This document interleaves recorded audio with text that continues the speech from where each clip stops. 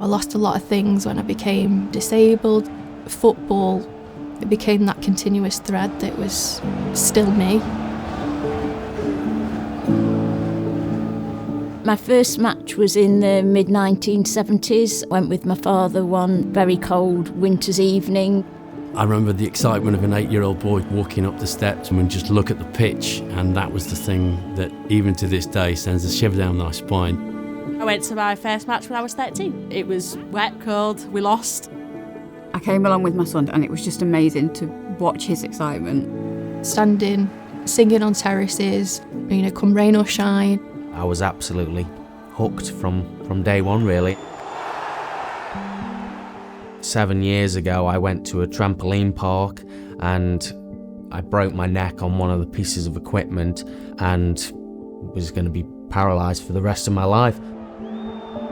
Tinnitus is a very loud, shrill ringing in my ears non-stop, so you've got constant pain. I lost my sight in 1990 in a car accident. There was a guy on a motorbike. He was 3 times over the limit, doing 120 miles an hour on the wrong side of the road. I have a hypoxic brain injury that I got from an asthma attack. And there was this moment of, wow, life is really very, very different now. Ronnie's 5. I adopted him at 18 months old and he has ADHD and fetal alcohol syndrome. And it just generally means he struggles with sensory processing. I have ME and chronic fatigue, and I've also got a Chiari malformation, which is where the brain is too big for the skull, so it's pressing on the spinal cord, which I don't mind because it means I've got a big brain. My club got relegated the year I had my accident. I made them play the commentary whilst I was in my bed, and so it was pretty depressing whilst I was in that bed. I gave up my season ticket because I was struggling so much with the noise in my ears. I was giving up being with people, the routine, to be in a house on your own.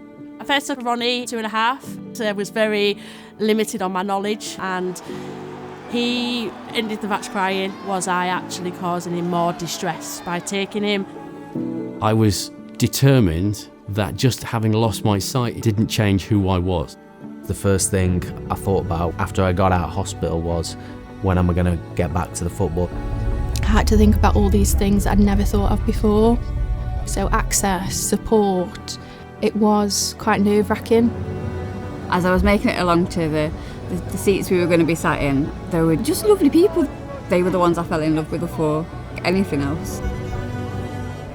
I can only begin to imagine what my dad was thinking, seeing me back doing something that I loved doing and that we had done together. It was really emotional because for those 90 minutes, I almost forgot about my injury completely, and it took me into a different place. It was some very lengthy discussions with family and friends, discussions with Ronnie and with the club's disability liaison officer. Now it's very much Ronnie's in charge of that match day. He gets to shout and be himself. He also likes to sing along. I call it our own version of football. That's away from what I had pictured originally. Seeing the kiosks, seeing the stewards, it was just like coming home. It was like coming back to your family. People will understand how you're feeling. People do want to help you. They want you to be back part of your tribe, or even finding your tribe like I did. Why do I love football? I think it's continuing that sense of me. I've lost a lot of things, confidence, friendships, the life that I thought I was going to have, but football remained a constant. That passion never fades. It's always there in you. You just need to find a new way to support your club. When I went back to the football, I was just the same as everyone else. For me, it was that sense of belonging, and now seeing Ronnie sharing that same passion and singing and chanting to the same songs that I did makes it all worthwhile. It is a lifeline for me, and it's also a sense of joy and an achievement. It was just redefining what I thought a football fan was. I thought it was going to every single game. I thought it was staying till 90 minutes. It's not, it's something inside you, and that never leaves you no matter what your abilities are.